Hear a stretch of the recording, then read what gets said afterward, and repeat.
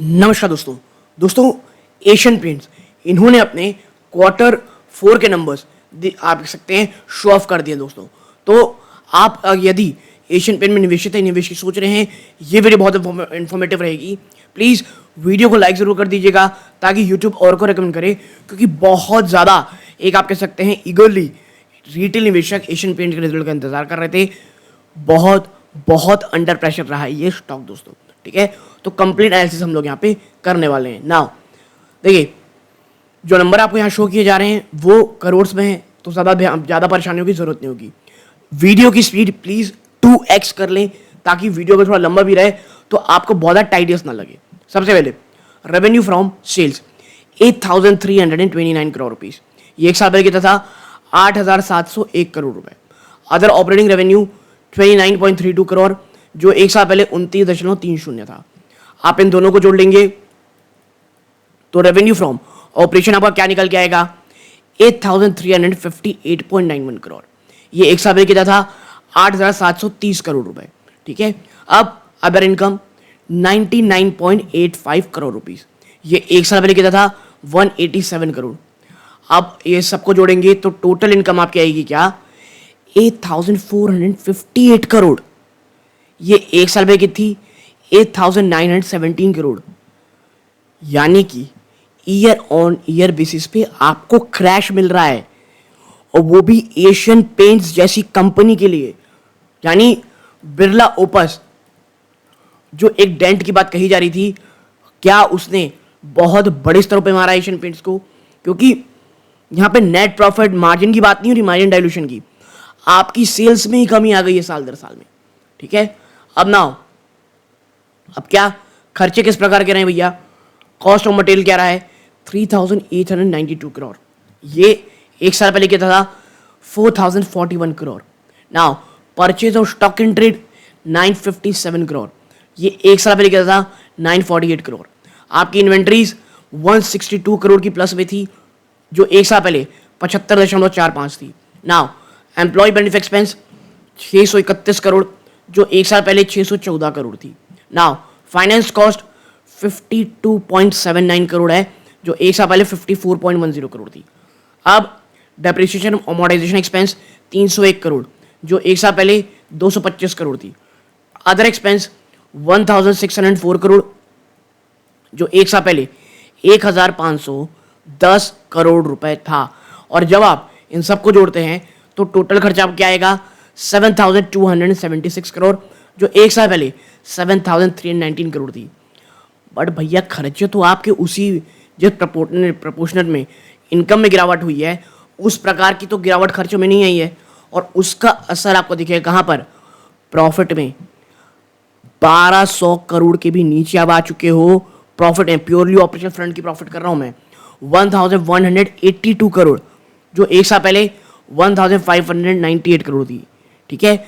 अब ये झटका, और पिछले क्वार्टर में क्या था 1,468 करोड़। अब देखिए दिसंबर क्वार्टर इनका मेन क्वार्टर होता है, तो वहां पे ज़्यादा चर्चा नहीं करेंगे, लेकिन हाँ झटका तो लगा है भाई साहब, ठीक है। अब देखिए कुछ समय पहले ना एक पेंट स्टॉक्स में बड़ी तेजी आ रही थी, क्यों, क्रूड ऑयल जो था उसमें एक बड़ी भयानक गिरावट थी, जिसके कारण जो पेंट स्टॉक है, टायर स्टॉक, इसमें तेजी देखने को मिली थी।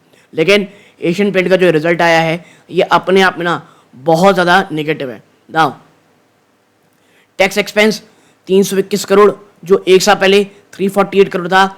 आपका प्रॉफिट क्या निकल के आया 700 करोड़ रुपए, मात्र ओनली 700 करोड़ रुपीस, ये एक साल पहले 1275 थी। यानी आप 800 करोड़, मात्र 700 करोड़। और भाई साहब आपकी जो ईपीएस है, ठीक है, आपकी डाइल्यूटेड ईपीएस 7 रुपए 22 पैसे रह गई है, मात्र 7 रुपए और 22 पैसे।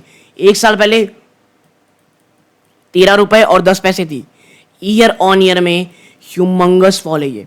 और क्योंकि देखिए अभी जब मैं वीडियो रिकॉर्ड कर रहा हूं ना, बाजार अभी भी ओपन है दोस्तों, और अगर हम देखें नंबर्स की कि एशियन पेंट्स इस रिजल्ट का क्या असर दिया होगा, मुझे लगता है कहीं ना कहीं नेगेटिविटी स्टॉक में जरूर दिखाएगी, ठीक है। नाउ अब आते हैं नीचे, क्या सेगमेंट वाइज यहाँ पे कोई चर्चा है, तो जी नहीं, सेगमेंट वाइज यहाँ चर्चा नहीं है। कंपनी ने क्या कोई आप कह सकते हैं डिविडेंड या कुछ दिया, और देखिए मैं बता दूं पक्का डिविडेंड दिया होगा। जी हाँ, कंपनी ने आप कह सकते हैं 20 रुपये 55 पैसे का फाइनल डिविडेंड दिया है, ठीक है। और जो टोटल डिविडेंड होता है इस फाइनेंशियल ईयर में वो हो जाता है 24 रुपये 80 पैसे का, ठीक है।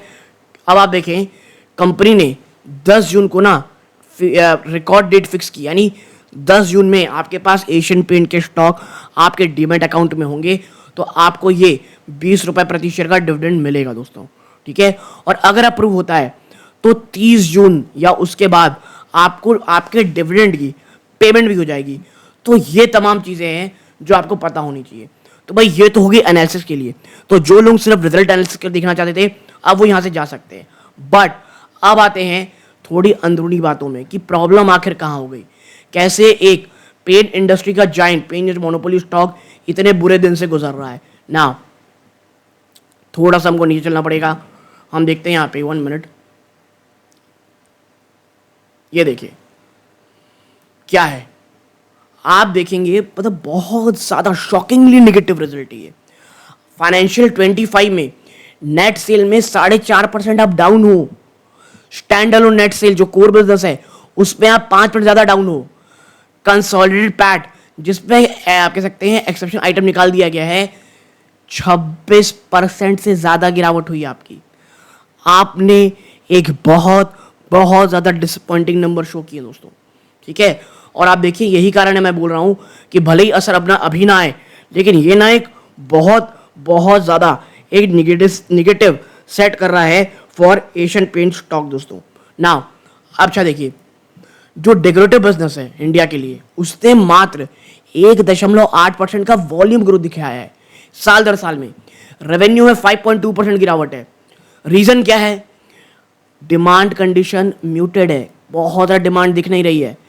और जो कंज्यूमर सेंटिमेंट है डाउन ट्रेडिंग के साथ उसको जोड़ दें और कॉम्पिटिटिव इंटेंसिटी, आखिरकार ये वर्ड आ गया, कॉम्पिटिटिव इंटेंसिटी उसने रेवेन्यू को इम्पैक्ट किया है। इंडस्ट्री बिजनेस इस पे 6% से ज़्यादा का जंप है। बैक ऑफ जो जनरल इंडस्ट्रियल है वहाँ पे अच्छी खासी ग्रोथ देखने को मिल रही है और ऑटोमोटिव सेगमेंट अच्छा कर रहा है।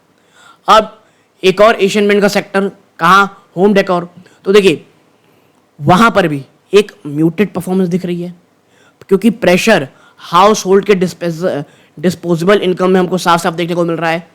बात करें ऑल कैटेगरी की तो जो होम डेकोर बिजनेस है वो बेनिफिट हुआ है सिनर्जीज किसके साथ, ब्यूटीफुल होम स्टोर नेटवर्क, यानी एशियन पेंट का एक सेक्टर है जहाँ पर ब्यूटीफुल होम नेटवर्क है, उसके कारण काफ़ी फायदा हो रहा है। और आप देखिए दो at a lower clip than expectation, वहाँ पे भी जो सिनर्जी की बात कही जा रही ना कि एक बिजनेस में मजबूती है दूसरी को मजबूती मिलेगी, वो भी एक्सपेक्टेशन के नीचे है। We have taken a prudent assessment of our investment in White Teak and taken an impairment loss in the investment value during the quarter, ठीक है। नाउ बात करें इंटरनेशनल बिजनेस की तो उसमें भी डिक्लाइन देखने को मिल रहा है 1.5% का। क्यों? चैलेंजिंग एनवायरनमेंट है दोस्तों, कहाँ कहाँ, अफ्रीका के मैक्रो कंडीशंस में। और जो की मार्केट है मिडिल ईस्ट और एशिया ये थोड़ा बहुत अच्छा कर रहे हैं। और आप देखें कॉन्स्टेंट करेंसी बेस पे देखेंगे तो जो इंटरनेशनल पोर्टफोलियो है उसने 6% की ग्रोथ दिखाई है इस क्वार्टर में, ठीक। नाउ ये तो हो गया बिजनेस के बारे में कि भैया बिजनेस में क्या चला। नाउ आप देखें डिमांड कंडीशन कमजोर है पिछले कुछ क्वार्टर से, लेकिन हम लगातार एफर्ट कर रहे हैं, लेकिन अभी भी पेंट इंडस्ट्री को वो बहुत इफेक्ट कर रहा है। इवन लास्ट क्वार्टर में भी हमको देखने को मिल रही है जो डिमांड है डेकोरेटिव कोटिंग में उसमें मात्र मार्जिनली आपको कुछ थोड़ी बहुत बेहतरी देखने को मिलेगी थर्ड क्वार्टर से। डोमेस्टिक डेकोरेटिव बिजनेस उससे मात्र 1.8% ग्रोथ दर्ज किया है और स्टैंड अलोन में गिरावट हुई है। आप देखें नीचे अगर आप और जाओगे तो आप यहाँ पाओगे कि प्रॉब्लम क्या है दोस्तों। ये रहा कि फाइनेंशियल रिजल्ट आप देखें कि एक एक्सेप्शनल आइटम आप देखेंगे 183 करोड़ का is an aggregate representing implement loss of 77.8 crore on goodwill on consolidation, ठीक है।